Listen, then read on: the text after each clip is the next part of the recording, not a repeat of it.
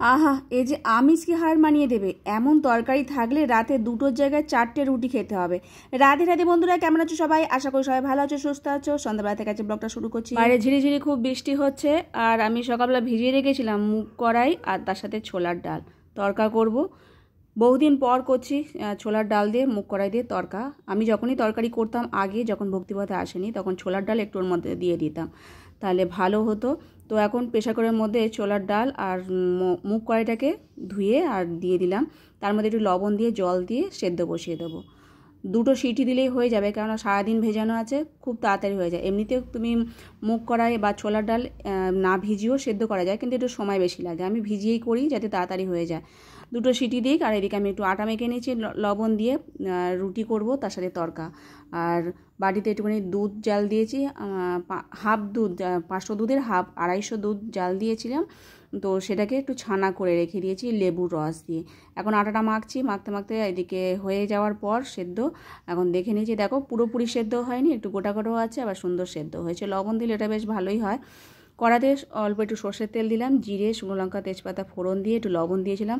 বেশি করে 4-5টা কাঁচা লঙ্কা কুচি দিয়েছি, আর একটা গোটা বড় টমেটো দিয়েছি।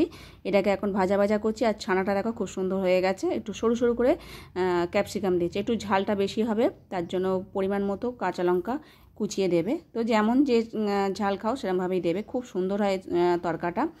একটা মশলা দিচ্ছি, আদা একটু ছেঁচে নিয়েছি, তার সাথে 1 চামচ হলুদ, লঙ্কার গুঁড়ো আর 1 চামচ ধনে আর জিরে গুঁড়ো দিয়েছিলাম। দিয়ে আর সেই মশলাটাকে ভালো করে ভাজা ভাজা করে নিচ্ছি।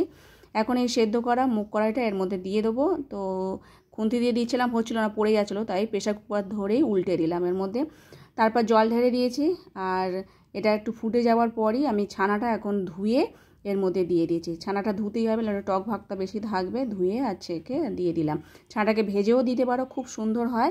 আর এটাকে ভালো করে ফুটিয়ে নেবো। নাওয়ার সময় একটুখানি গুড় দিয়ে দেবো, একটু গুঁড়ো, জিরে গুঁড়ো, ধনে গুঁড়ো ঘরে যদি বানানো থাকে সেটা দিতে পারো, আর নইলে না দিলেও চলবে, এমনিতে দেয়াই আছে মশলার সাথে।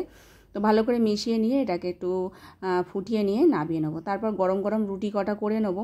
তো ভগবানকে আজকে রাতে এই ভোগ নিবেদন করব, তাই জন্য সকালবেলা ভিজিয়ে রেখেছিলাম। আর তরকাটা করাই হয় না, অনেক বছর পরই করছি আমি। তো গরম গরম ফুলকো ফুলকো রুটি কয়েকটা করে নিয়েছি, করে নিয়ে তারপর সেবা দেবো। তরকা জিনিসটা ভালো লাগে, কিন্তু তার পরিমাণ মতো মশলা না থাকলেই না তরকা জিনিসটা খেতে ভালো লাগে না, তো মশলাদার যদি না হয়।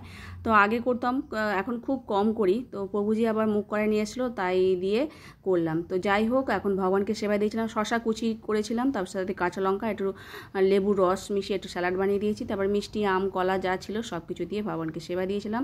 তো এখন প্রসাদ পাবো। সত্যি এই এত সুন্দর স্বাদ হয়েছিল যে আমিষ আহারকেও হার মানিয়ে দেবে এমন তরকারি খেয়ে, মানে যদি রাতে থাকে না, তো দুটো জায়গায় 4টে রুটিও খাওয়া হয়ে যাবে, এত সুস্বাদু হয়েছিল। শুধুও খেতে খুব ভালো লাগছিল।